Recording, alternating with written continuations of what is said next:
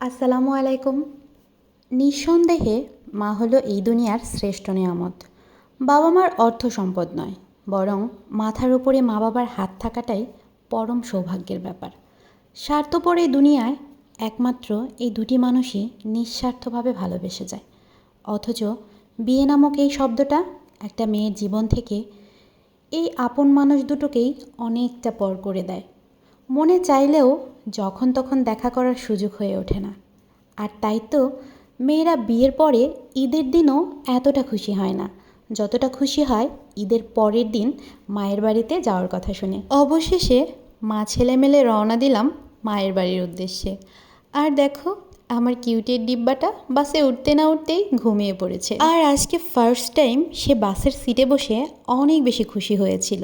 ঘুমিয়ে পড়ছিল, তবুও আমার কোলে উঠতে চাইছিল না। শেষমেশ ঘুমানোর পর কোলে তুলে নিলাম। এদিকে আমার পাশেই বসেছিলেন মধ্যবয়সী এক আঙ্কেল আন্টি। ওনারা আমাকে জিজ্ঞেস করলেন, তুমি কোথায় যাবে? আমি বললাম, মানিকগঞ্জ থেকে সিঙ্গার যাব। আন্টি বললেন, আমরাও সেখানেই যাব, তাহলে আমাদের সাথেই চলো। মনে মনে আমি একটু খুশিই হচ্ছিলাম, কারণ আমার সাথে দুটো ব্যাগ ছিল, রাফসান ছিল। আমি ভাবছিলাম তারা আমাকে একটু হলেও হেল্প করবে। কিন্তু মজার বিষয় হচ্ছে, আঙ্কেল আন্টি গাড়ি থেকে নামার পর আমার একটা ব্যাগও ধরেনি। তো যাই হোক, আকাশের ভাবটা ভীষণ মেঘলা মেঘলা ছিল। আমি ভাবছিলাম না জানি কখন বৃষ্টি চলে আসে, আর ভাবতে না ভাবতেই একদম বৃষ্টি এসে হাজির হয়েছে। এদিকে আমার দুষ্টু ছেলেটা একটু পরপরই হাত বের করে বৃষ্টির পানি ধরার চেষ্টা করছিল।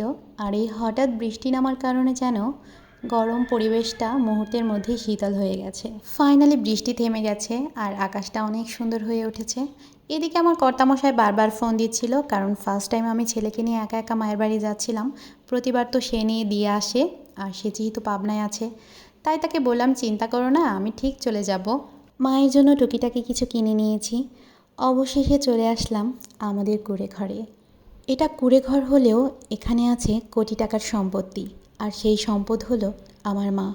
এই মা যেদিন দুনিয়া থেকে চলে যাবে, সেদিন এই কুঁড়ে ঘরে আসাটাও আর ভাগ্যে জুটবে না। পাশেই হলো আমার বড় বোনের বাড়ি। ফ্রেশ ট্রেশ হয়ে চলে এসেছি বোনের বাড়িতে। আর এদিকে আমার বড় বোনের মেয়ে আমার জন্য একটু চা করে নিয়ে এসেছে, কারণ জানে তার খালামণি চা খেতে ভীষণ পছন্দ করে। সন্তান যত বড়ই হোক না কেন, মায়ের কাছে সে যেন শিশু।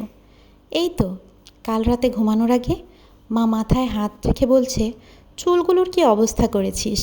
তারপর পরম যত্নে মাথায় তেল দিয়ে চুলগুলোকে দুটো বেনি করে দিল, ঠিক যেমনটা বিয়ের আগে করে দিতেন। কতদিন পর এত আদর করে মাথায় কেউ হাত বুলিয়ে দিল। এক অদ্ভুত শান্তি অনুভব করছিলাম। কাল রাতে ঘুমটাও বেশ ভালো হয়েছে। এবার ওঠ, যা ঠান্ডা হয়ে গেল।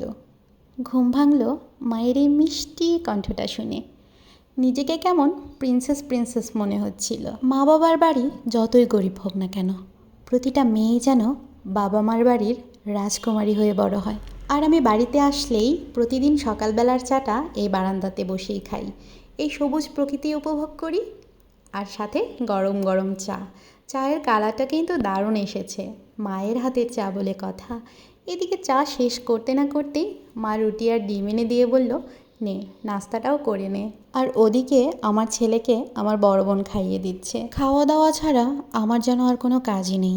যতই বাসায় থেকে মনে স্থির করে আসি যে এবার বাড়িতে গেলে মায়ের হাতে হাতে কাজ করে দিব, কিন্তু মায়ের বাড়িতে আসার সাথে সাথেই আমি যেন কেমন আলসি হয়ে যাই।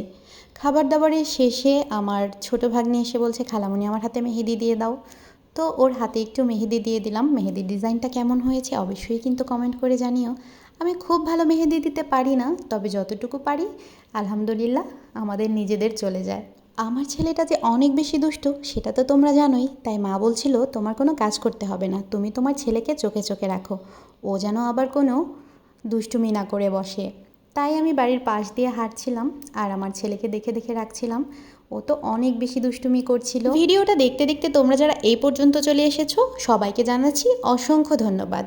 আর হ্যাঁ, মনে করে একটা লাইক দিতে ভুলবে না, আর ভিডিও রিলেটেড সুন্দর একটা কমেন্ট কিন্তু অবশ্যই করবে। আর যদি প্রতিদিন এই বকবকানি শুনতে চাও, তাহলে আর কি চ্যানেলটা সাবস্ক্রাইব করে বেল নোটিফিকেশান অল করে রাখো, যাতে আমার যে কোনো ভিডিও সবার আগে তোমার কাছে পৌঁছে যায়। এই যে দেখছো বড় একটা কাঠ গাছ, আর এই গাছের সাথে যে লতাগুলো আছে, এগুলো হলো আমার মায়ের প্রাণ।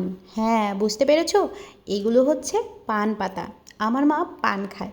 আচ্ছা, পানের মধ্যে কি এমন আছে? ওদিকে আমাদের গাছের পাকা কাঁঠাল ভেঙে মা আবার ডাকাডাকি করছে। কাঁঠাল যদিও আমি খুব একটা খাই না, গাছের কাঁঠাল একটু খাবো। আর খেতে খেতেই তোমাদের কাছ থেকে বিদায় নিচ্ছি। আল্লাহ হাফেজ।